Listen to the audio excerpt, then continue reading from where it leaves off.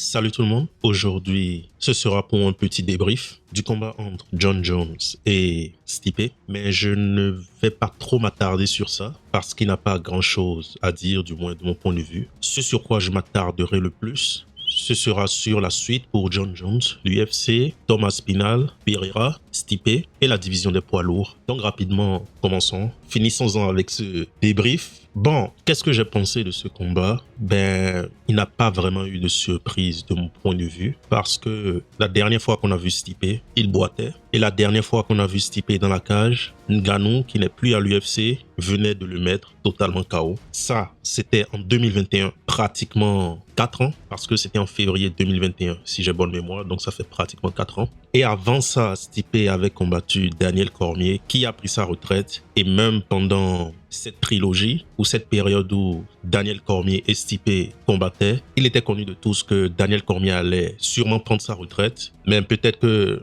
ceux qui m'écoutent ne le savent pas, mais moi, à ce moment, il avait aussi cette discussion sur le fait que juste après Daniel Cormier, le prochain à prendre sa retraite aurait été Stipe Miocic. Donc de voir Stipe en 2024 dans la cage relève pratiquement du miracle. Donc sa performance était totalement normale pour moi. À 42 ans ou je pense 43 ans, il n'a pas été dans la cage. Pour les poids lourds, il pourrait l'être. Mais pour l'état dans lequel on l'a vu ces dernières années, il n'avait rien à faire dans la cage.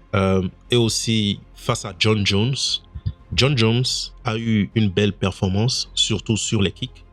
Même si sa boxe est l'un de ses points faibles, il kick très fort et il a de bons kicks. Maintenant, il y a des gens qui disent que Jon Jones a eu une très bonne performance. Il y a d'autres qui disent que... J'ai même entendu, je n'aimerais pas le dire, mais j'ai même entendu quelqu'un dire que Stipe était comme le Stipe d'avant. Stipe n'était pas comme le Stipe d'avant. Moi, j'aimerais le dire. Le Stipe qu'on a eu hier ou le week-end passé, ce n'était absolument pas le Stipe qui était à son prime. Le Stipe qui était considéré comme le GOAT des poids lourds. Ce n'est vraiment pas ça. Ce n'est vraiment pas ce Stipe qu'on a vu. Quel Stipe on a vu? On a vu un Stipe lent. Il était lent. Jon Jones, je l'ai dit sur Twitter, Jon Jones était lent. Et on m'a dit, mais comment... Là, on a vu que Jon Jones était lent. Non, moi j'ai vu que Jon Jones était lent dans la première seconde quand il s'est retrouvé face à Ciryl Gane. Si Ciryl Gane, pour une quelconque raison, avait réussi à se relever, ça aurait senti très très mauvais pour Jon Jones.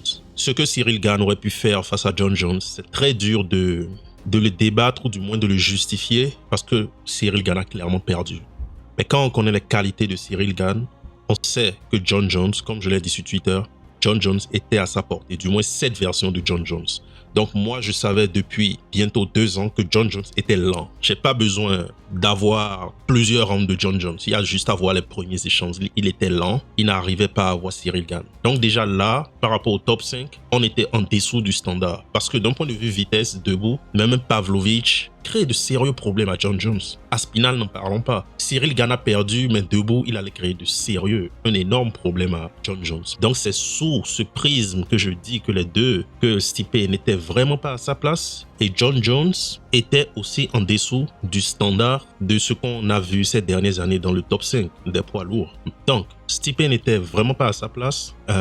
Il était lent, extrêmement lent. Il n'arrivait même pas à cadrer. Il n'arrivait même pas à bouger. En fait, c'était ça le problème. Il suffit de regarder ce combat. Les deux étaient lents dans leur mouvement. On n'a même pas encore parlé de la vitesse des coups, Ils étaient juste lents dans leur mouvement. Jon Jones était juste beaucoup plus agile dans la lutte. Ça se voit qu'il a vraiment travaillé cet aspect. Donc, il était beaucoup plus agile. Mais quand on me parle de sa lutte, je dis, mais Jelton Almeida, Curtis Blade, il en aura pour son argent, Jon Jones. Cette version du moins de Jon Jones, il en aura pour son argent avec certains lutteurs de cette division. Donc quand on parle de standard du top 10 des poids lourds, de standard du top 5 des poids lourds, ceux qui ont combattu, c'est-à-dire Stipe et Jon Jones, ce ne sont pas les meilleurs poids lourds de cette division. Moi, ce que j'ai vu, c'est un Stipe très lent. Il n'arrivait pas à cadrer, il n'arrivait pratiquement à rien faire. Il a eu 1 ou 2 fois Jon Jones, ici et là, mais après, ça s'est arrêté là. Après, dans les séquences de lutte, Jon Jones était efficace. Il était efficace, surtout quand il démarrait le ground and pound. Ça, par contre, il ne l'a pas perdu. Son agressivité sur le ground and pound. Jon Jones ne l'a pas perdu. Ça, je dois le lui accorder. C'était très agressif, son ground and pound. Et bien sûr, ses kicks, ça allait vite. Ça se sentait que ça allait vite. Mais à part ça, je ne sais pas exactement de quoi les gens parlent. À part ces deux choses, je ne sais pas de quoi les gens parlent. Donc, oui, c'était un peu ça mon débrief du combat. John Jones était supposé gagner et c'est juste ce qu'il a fait. Il est en dessous du standard du top 5 et du top 10, clairement. C'est pour ça qu'il, par exemple, il fait tout ce qui est en son pouvoir pour ne pas combattre Aspinall. Il est clairement en dessous de ce standard. Mais Stipe est encore bien plus en dessous. Et il n'a pas de mal. Il faut juste prendre sa retraite à un niveau.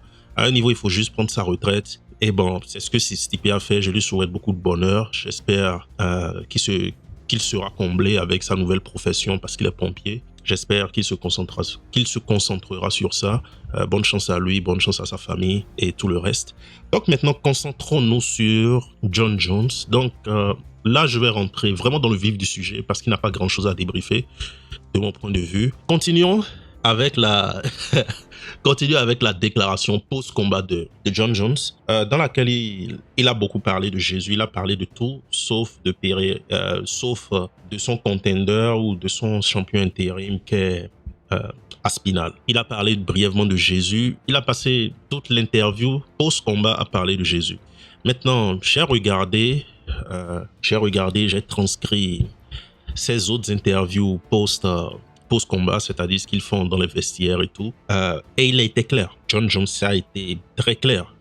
Il ne veut pas combattre Aspinall. Il a dit, je cite, « L'étape à laquelle je suis, je ne veux pas combattre un jeune qui est en train de monter. » Et c'est ce qu'on dit depuis 2 ou 3 semaines. Je ne sais pas pourquoi les gens agissent comme s'il va combattre. Il a dit que c'est une histoire d'argent, que si l'UFC le paye bien, il le fera. Mais au risque de me répéter, on a déjà fait ça avec Ngannou il y a 3 ou 4 ans. Peut-être que des gens ne regardaient pas encore le MMA, peut-être que des gens ont oublié, mais on a déjà joué ce jeu du « oui, si l'UFC me paye bien, je vais combattre telle personne ». On a déjà joué ce jeu et qu'est-ce qui s'est passé? C'est aller au clash avec l'UFC. Pour vous faire un résumé de cette situation avec Ngannou, c'était aller au clash avec Dana White par tweet interposé, par conférence de presse interposée. Finalement, Jon Jones a lâché la ceinture des lourds légers où il a lâché avant. Ensuite, ça clashait. Je veux 10 millions, je veux 15 millions. Ensuite, ça s'est fini par « Ok, moi, je veux plus combattre. » Et comme par hasard, quand Ngannou est parti, il se pointe comme une fleur. Et maintenant, il veut combattre Khan. Après quoi? 3 ans ou 4 ans. Écoutez, on a déjà été ici. Cette histoire de je veux négocier plus d'argent, peut-être que c'est réel, mais je vais maintenant vous dire que même si c'est réel, je vais vous expliquer pourquoi, même si c'est réel, les probabilités sont faibles que ça se concrétise. Et là, on rentre vraiment dans le vif du sujet, ce dont je voulais vraiment parler avec vous. Supposons que Jon Jones soit prêt à combattre Aspinall et que le problème soit uniquement financier. Faisons juste cette supposition. Quand il parle d'argent, de combien il est en train de parler? Dans une autre interview qu'il a faite, il a dit qu'il voit que Jake Paul fait beaucoup d'argent, que Mike Tyson fait beaucoup d'argent et que si l'UFC considère qu'il est un athlète de ce calibre, il devrait le lui montrer. Déjà, Dana White a été clair sur ça. Après, oui, Dana White peut souvent changer d'avis, mais je ne pense pas qu'il changera d'avis sur ça, en particulier si c'est lié au financier. C'est rare que Dana White change d'avis sur quelque chose qui est lié au financier ou l'organisation UFC, et ils n'aiment pas qu'on les force. Ils ont même bloqué Conor McGregor, ils ont bloqué plusieurs personnes, donc il aura le même problème avec Jon Jones. Donc, je continue. Quel problème il pourrait avoir ici? Le problème qu'il pourrait avoir ici est que quand il parle d'argent, de combien on est en train de parler? On n'est pas en train de parler de 2 millions à 3 millions ou de 2 millions à 2 millions 5. Actuellement, quand Jon Jones est en train de parler d'argent, on est en train de parler de dizaines de millions. On est en train de parler de dizaines de millions. Parce que quand il utilise des noms comme Jake Paul, comme Mike Tyson, ils ont fait des 20, des 40 millions. Je pense que j'ai lu quelque part que Jake Paul a dû faire autour de 30 ou 40 millions et Mike Tyson a dû faire environ la moitié. Bien sûr, ces chiffres sont toujours abstraits, mais c'est ce que j'ai lu. Et c'est un peu les montants qui se partagent un peu en boxe en fonction des combats. Moi, je préfère vous le dire maintenant, l'UFC ne va pas donner 30 millions ou même 20 millions à Jon Jones. Pas parce qu'ils ne veulent pas payer Jon Jones, mais parce que ce n'est pas de cette façon que l'UFC opère. Il y a plusieurs personnes qui font des millions pour ce combat, je suppose qu'il a fait. Parce que si pour Ngannou, il disait que 10 ou 8 millions était peu, c'était ça qu'il disait. Il ne disait pas exactement. Des fois, j'ai dit Jon Jones voulait pour Ngannou 8 ou 10 millions. Mais pour être beaucoup plus précis, il disait que 8 ou 10 millions, c'était peu pour combattre Ngannou. Donc actuellement, quand il est en train de parler d'argent, on peut être sûr de quelque chose. On n'est pas en train de parler de 8 ou 10 millions. Probablement pour ce combat, il a peut-être pris dans les eaux de 6 ou 8 millions. Peut-être. Mais si Jon Jones se disait en 2021 que pour combattre Ngannou, 8 ou 10 millions était peu, aujourd'hui, il est probablement, quand il dit qu'il faut que l'UFC me paye, il est probablement en train de parler de 20 millions, 15 millions, même pas 15, 20, 30 millions. Et ces montants, l'UFC ne les donne pas. Et c'est par principe, c'est un principe que l'UFC a. Il n'aime pas en fait trop, comment dire, il n'aime pas en fait trop dépenser. Il n'aime pas en fait passer en fait un certain cap financier. Et une chose qu'il déteste encore plus, et c'est pour ça que après Conor McGregor, c'est vrai, des fois on va faire le procès au combattant, pourquoi il n'a plus de superstar. Il y a aussi une raison pour laquelle il n'a plus vraiment de superstar. C'est à cause de la façon dont l'UFC, après Conor McGregor, a arrangé son business. Les accords qu'ils ont avec ESPN empêchent en fait qu'il y ait la création d'un Conor McGregor, d'un nouveau Conor McGregor qui peut se lever, aller en boxe, combattre Mayweather, faire ce qu'il veut, tirer Dana un peu partout. C'est à ça que sert aussi l'accord ESPN que l'UFC a. Donc ici, Jon Jones, et c'est pour ça qu'il était allé au clash la première fois pour la situation avec Ngannou. Ici, Jon Jones est en train de toucher à l'un des principes avec lesquels l'UFC ne joue pas. Et il y a quelques mois, j'avais parlé dans l'une de mes vidéos du procès que plusieurs combattants ont fait à l'UFC. C'était pour une histoire d'argent. L'UFC n'aime pas qu'on les mette dans ces situations. Et aujourd'hui aussi, j'avais vu que Thomas Spinal a dit que quand Jon Jones était en train de parler de Pereira dans l'octogone, Jon Jones a brièvement parlé de Pereira. Quand Jon Jones était en train de parler de ces choses, Hunter Campbell et Dana White l'ont regardé et lui ont fait un signe en griffe, tu es le prochain. Donc là, regardez la situation dans laquelle nous sommes. Jon Jones ne veut clairement pas combattre Thomas Spinal. Il ne veut pas le combattre. Dana White a dit qu'il ne fera pas le combat Jon Jones-Pereira, combat que Jon Jones veut. Il a dit qu'il ne le fera pas. Il a donné sa raison. Tout se passe bien pour Pereira. Et l'UFC a un peu raison parce que Pereira est un peu la seule star qu'ils ont actuellement et ils ne peuvent pas prendre le risque de griller cette star juste pour le plaisir de Jon Jones qui a encore un ou deux combats à l'UFC. Ils ne vont pas prendre le risque de griller leur star parce que on l'a déjà dit, Pereira va venir, à moins que Pereira trouve un moyen de décocher son fameux crochet gauche et mettre KO Jon Jones. La première chose que Jon Jones fera, comme il a fait avec Cyril Gane, c'est aller directement pour le takedown, directement. Et Pereira va probablement perdre. Et là, l'UFC se retrouvera dans une situation où ils viennent de perdre leur plus grosse star. Donc, Dana White ne veut absolument pas faire ce combat. Jon Jones, c'est ce qu'il veut. Parce que bien sûr, on a déjà expliqué pourquoi il veut ce combat. Donc là, nous avons un gros problème. Maintenant, est-ce qu'il y a une chance que ça arrive, que ce combat se matérialise? Oui, il y a toujours une chance pour tout. Mais je vous dirais que cette chance, elle est à tout casser de 3%. Parce que l'UFC ne va pas se faire tordre le bras par Jon Jones. Actuellement, ils sont peut-être en train de faire les portes.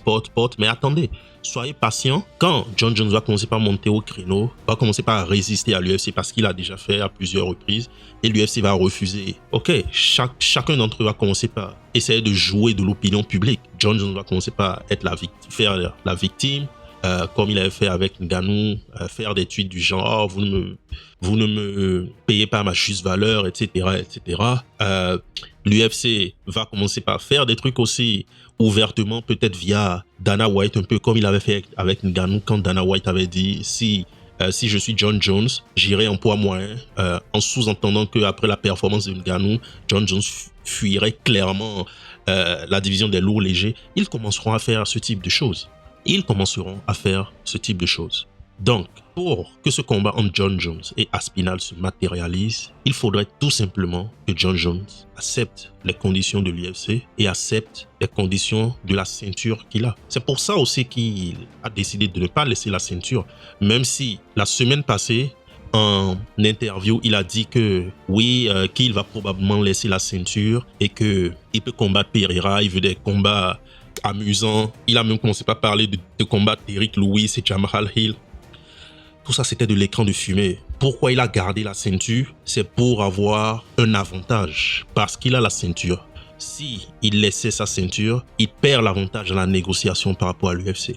Donc là, quand moi je vois des gens qui sont optimistes, il va combattre il va combattre Aspinal. Moi, j'aimerais dire, en fait, c'est maintenant que tout commence. Je l'ai tweeté, le chantage à Dana White commence maintenant. Oui, c'est totalement vrai. Et c'est pour cette raison que je fais cette vidéo. Parce que c'est maintenant que tout commence. C'est maintenant que tout commence. John Jones garde la ceinture pour avoir un effet de levier. C'est vrai que l'UFC peut la lui enlever, mais il va essayer de l'utiliser pour négocier. Pendant ce temps, on a toute une division des poids lourds. Je ne sais pas trop ce qui se passe. Ils n'ont pas réellement de champion. Parce que tout ce qui intéresse le champion, c'est combattre des retraités, faire des trucs qui n'ont rien à voir avec la ceinture.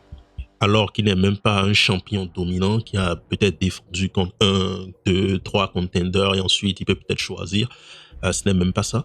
Donc là, il y a une grosse bataille qui va probablement démarrer entre John Jones et l'UFC pour ce combat face à Aspinal parce que l'UFC veut Aspinal et c'est la bonne attitude à avoir. J'avais déjà expliqué pourquoi il serait très dangereux pour l'UFC de ne pas donner une continuité à la ceinture intérim, du moins de se mettre dans une position où la ceinture intérim perdrait tout son sens, surtout. Et je comprends aussi John Jones, mais le problème de John Jones, c'est que il veut utiliser la ceinture comme un levier. Donc là, est-ce que, pour répondre au titre de ma vidéo, est-ce que l'UFC va-t-elle forcer John Jones à combattre Aspinal? Ma réponse serait non. L'UFC ne peut pas forcer un combattant à combattre. Mais d'un autre côté, c'est à double sens. John Jones ne pourra pas forcer l'UFC à faire quelque chose qu'elle ne veut pas. Donc on se retrouvera dans une situation comme celle de Ngannou. Et je vois mal, du moins de ce que je sais de l'histoire de Dana White de l'UFC, je vois très très mal Dana White ou l'UFC donner des montants de boxe ou des montants à la Jake Paul ou je ne sais quel autre boxeur à John Jones. En fait, il suffit juste de regarder toute cette situation qu'il avait eu entre John Jones, Ngannou, l'UFC, Dana White et juste l'appliquer ici et comprendre un peu comment toute cette situation se fera. Donc, pour ceux qui sont optimistes, j'aimerais être aussi optimiste parce que moi, je suis quelqu'un de très simple. Je veux juste de la continuité dans les choses. Si tu es champion, tu combats ton premier, ton deuxième, ton troisième ou ton top 5. Si tu es dans le top 5, tu combats ceux qui sont en dessous de toi, ainsi de suite. Et c'est comme ça que ça fonctionne. Donc, j'aime cette continuité, mais c'est probablement pas ce qui se passera. Ici, il y aura probablement des problèmes et il suffit juste d'appliquer la situation de Ngannou. C'était tout pour moi aujourd'hui. Abonnez-vous à la chaîne, aimez, partagez avec vos amis et on se dit à la prochaine.